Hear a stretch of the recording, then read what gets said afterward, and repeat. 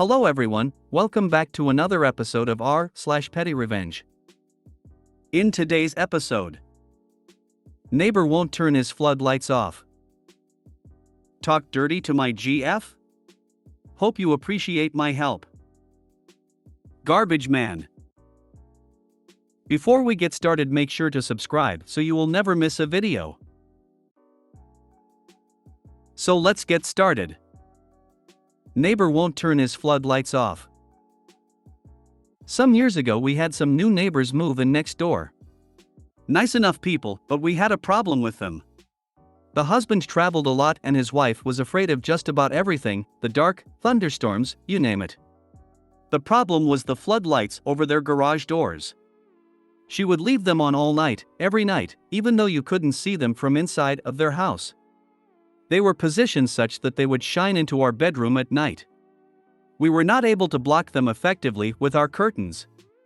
We asked them politely several times if they could turn them off at night since they served no effective purpose. They adamantly refused. I offered to pay for a timer that would control them. No way they would consider it. I thought about taking the bulbs out, shooting them out with my pellet gun, etc. The solution that I arrived at was to simply loosen them up enough that they wouldn't come on. Since they couldn't see them from inside the house, it was about 5 to 6 months before they realized that they were not working. They screwed them back in. I waited a couple of weeks and unscrewed them again. Another few months went by. Finally, one day, my neighbor asked me if I ever had any trouble with my outdoor lights. I told him yes, as a matter of fact I did. I said that they would loosen up occasionally and I would have to retighten them. I blamed it on vibration from the traffic on our street. He said that he had the same problem. I told him that I finally just gave up and left them off. He eventually did the same. We were happy with the final outcome and we were able to keep peace in the neighborhood. Hilarious that the couple needed to keep the lights on but didn't notice they weren't working for months. Excellent point. Probably gave her peaches of mind that people wouldn't try to break in if the place was well lit. Why not install some mirrors that focus the light right back to their bedroom? Better yet, get one of those big spotlights they used to point at the sky for whatever reason during various events, then just point it in their bedroom. I don't know if you could count it as revenge, but kudos for coming up with a solution that sorted the problem out and kept a good relationship with your neighbor. Nice work. I'm not condoning their behavior, but she was doing it as a deterrent for burglars. She should have switched to motion sensors the second you complained. Yeah, no joke. We bought our house from a single woman who apparently is a nurse at a jail. So she was a little on the extreme end of home security. Our house has the brightest floodlights you've ever seen on all 4 corners of the house. They're switched, thankfully. And we only keep a couple on, but we intend to switch all of them to motion sensors. Until the neighbors discovered Reddit. I believe that they are already on Reddit, as I have seen the reverse of this story. I have metal covers that go over my outdoor floodlights that keep the light focus down and block the top of the bulb so it doesn't shine on my neighbor's house. They're a simple solution and work very well. I have motion sensors as well, but this way I can keep them on as burglar deterrent without bothering the people next door.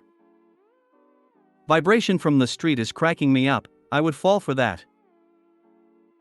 I'd never be able to do this without using it as a life lesson for the dumb neighbors. No, you have a problem because I unscrewed them. It took you months to notice this. I unscrewed them because the light comes through our window at night and you refuse to turn them off. If you don't notice when they're broken, the literal only thing you accomplish by keeping them on is keeping me awake. Oh, and probably costing yourself a fortune in electricity. Now, stop being inconsiderate and turn off the damn lights, Steve. Talk dirty to my GF? Hope you appreciate my help. This was quite some time ago, but I was reminded of it because I just met the sleazeball a few hours ago. All individuals in this story were in the same university during our undergrad and were in the same class in the beginning before we all split and went into different programs. Sarah, XGF and Aaron the sleazeball became fast friends as they were from the same city and traveled to the university on the same bus every day. I was, however, living in the campus residence and didn't really hit it off with Sarah until a few years later when she broke up with her first BF. We eventually started going out and officially became a couple a few months later. At this point, Sarah was close friends with Aaron and I suppose supported her through her first breakup. When Sarah introduced me to Aaron the first time, I felt off about him since it felt like he was purposely one-upping me and trying to insert himself between Sarah and I. He kept disrespecting me and trying to show me down. Sarah didn't notice this, but I brought this up with her and she dealt with him. When she spoke with him about his attitude towards me, Aaron confessed that when Sarah broke up he thought Sarah would see how caring he was and choose to go out with him. I am guessing, seeing her go out with me angered him, so he was lashing out at me. Sarah cut all contact with Aaron initially, but realizing they would have to look at each other every day and work with each other on assignments and projects, she decided to maintain a working relation with him, only talking about assignments and rarely about personal lives. This is where Aaron showed his true colors. He would call up Sarah on the pretense of discussing an assignment and then would talk about S*X and relationships with her. Sarah asked him to cut it out a couple of times and he would continue to broach personal subjects repeatedly. One day Sarah called me crying that Aaron was harassing her and not maintaining her boundaries. This made my blood boil and I called him up to cuss him out. After giving him an earful, I asked him never to contact Sarah again and find a different class partner. Sarah blocked him everywhere as well. When Sarah told me what he did, I got pissed off. This was a man who felt he could harass someone and disrespect their boundaries without any repercussions. It was late at night and I got an idea. I logged on to the most illicit and dirty websites I could find. I clicked on every ad that was clearly spam and phishing for info, including those on phone S*X websites, and I entered his phone number and email in every field asking for information. I went to dirty chat forums and put up his phone number and email as a lonely female looking for dirty talk and phone S*X. A couple of hours later I was done. The next day I went to university like normal and so did my GF. I asked her if Aaron had spoken to her or asked anything and she said he didn't even look at her. She said he looked pretty tired and sleepless. Another friend in the same class confirmed that his phone kept going off throughout the day and he was so visibly frustrated that he switched off his phone. When I saw him at the end of the day near the bus station when I dropped off my GF, he didn't even look my way and just walked away. By the end of the week he already changed his phone numbers and never spoke to either of us. You done messed up, Aaron. This is probably the most creative revenge I've ever seen. All I can think of is, Aaron earned an iron urn. Did you use his private email address, his university email, or both? If it was his private, they are disposable. If you used his university email, that is really fun as it gets lots of flags with the university's IT people. They start looking hard at his usage and such on their system. The person could have also gotten pulled into the main office to talk to someone if they discovered something not legal or only semi-legal. Garbage man. We had to pick up a relative at the airport a few years ago.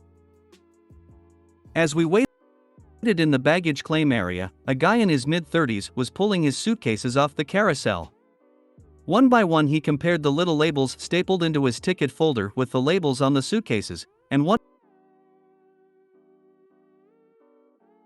at a time he tore off the paper luggage ID tags and stickers. He finished by tossing them on the floor about 5 feet from a garbage can, grabbing his bags and arrogantly stalking out. I pointed him out to my hubby as he was tearing off the tags and tossing them on the floor. Hubby said, "Hey, buddy. There's a garbage can right there."